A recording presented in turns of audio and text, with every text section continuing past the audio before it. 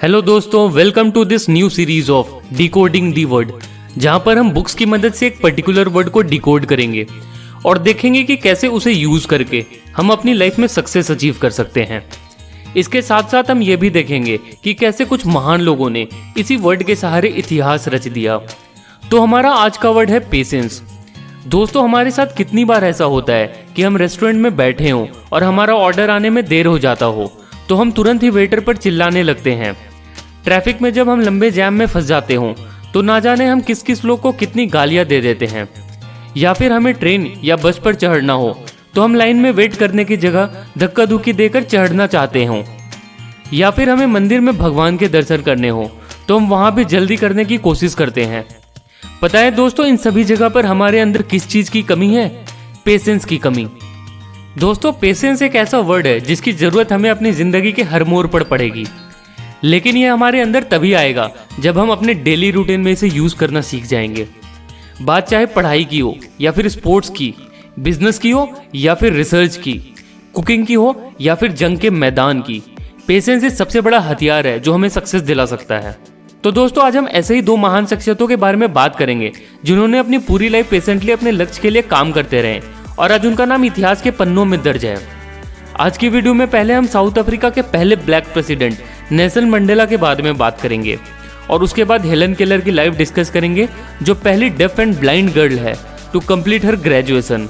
दोस्तों, मैंने इन दोनों की बुक्स ऑन ऑटोबायोग्राफी पर वीडियो भी इस चैनल पर डाल रखा है। इसका लिंक डिस्क्रिप्शन बॉक्स में है और हो सके तो इनकी ऑटोबायोग्राफी आप जरूर पढ़िए। नेल्सन मंडेला साउथ अफ्रीका के पहले ब्लैक प्रेसिडेंट बने इन ईयर 1994, पर उनकी फाइट अगेंस्ट रेसिज्म और ब्लैक साउथ अफ्रीकन्स को जस्टिस दिलाने तक की जर्नी कोई आसान नहीं थी।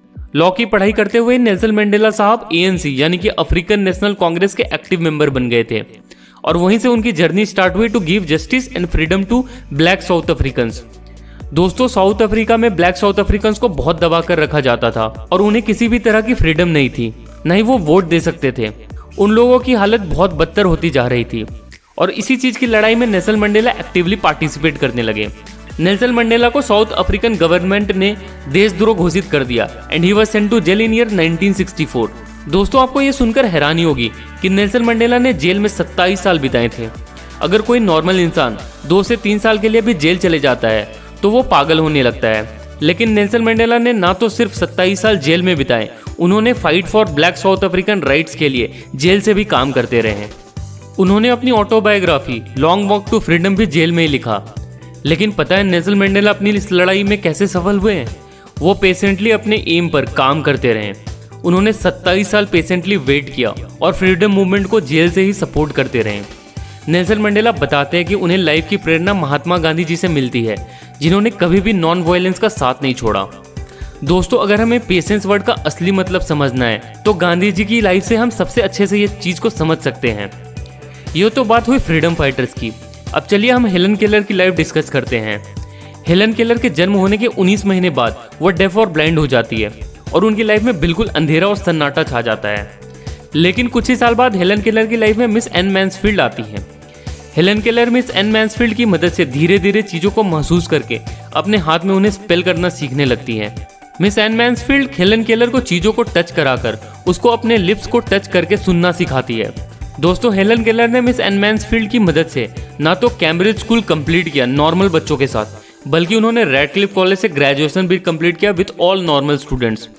और हेलन केलर इस दुनिया की पहली डेफ एंड ब्लाइंड गर्ल बन गई टू कंप्लीट हर ग्रेजुएशन। लेकिन क्या उनका यह सफर आसान था? हेलन केलर अपनी autobiography the story of my life में बताती है कि जो एक चीज उनके साथ हमेशा थी वो था उनका पेशेंस। दोस्तों, इस वर्ड पेशेंस की मदद से ही ना तो हेलन केलर बोलना सीख पाती है, बल्कि वो पाल्म रीडिंग करके सारे कॉलेज के लेक्चर्स कंप्लीट करती है और ना जाने उन्होंने कितनी बुक्स भी लिख डाली। और हम नेल्सन मंडेला, गांधी जी और हेलन केलर की इस लड़ाई में सबसे बड़ा हथियार देखेंगे तो उसमें से एक पेशेंस जरूर होगा। दोस्तों, हम ना जाने अपनी लाइफ में कितनी बार छोटी छोटी परेशानियों से थक जाते हैं और हार मान लेते हैं, लेकिन अगर हम अपने आप को थाम कर पेशेंटली अपने लक्ष्य पर काम करते रहेंगे तो हमारी जीत पक्की हो जाएगी। चाहे हम doctor APJ Abdul Kalam sir की लाइफ देखें, जिन्होंने 18 घंटे काम करके भारत को मिसाइल जैसी शक्ति से ढक डाला, या फिर सचिन तेंदुलकर की बात करें, जिन्होंने पेशेंटली रन बनाते रहे in every match to become highest Indian scorer in the world. या फिर उस फौजी की बात करें जिन्होंने ना जाने कितने रात भूखे जगकर अपने देश को दुश्मनों से बचाया, या फिर एक माँ की बात करें जिन्होंने पेशेंटली अपने सारे दुख को छिपाकर अपने बच्चों को हर खुशी दी। दोस्तों, इन सब की जिंदगी के सामने हमारी चुनौतियां बहुत छोटी है, तो चलो अपनी जिंदगी में उकताने की बजाय पेशेंटली अपनी मुसीबतों का सामना करते हैं और एक दिन इतिहास के पन्नों में अपना नाम जरूर लिखने की कोशिश करते हैं। और लास्ट में दोस्तों, मैं आपको फिर से याद दिला दूं कि चलो हम इस पढ़ने की आदत को अपनी जिंदगी का एक अहम हिस्सा बना लें और इससे सीखी हुई बातों पर काम करके न तो सिर्फ अपनी बल्कि अपने साथ वालों की जिंदगी में एक बदलाव लाने की कोशिश करें। And help me in my campaign read for India, change India. जय हिंद।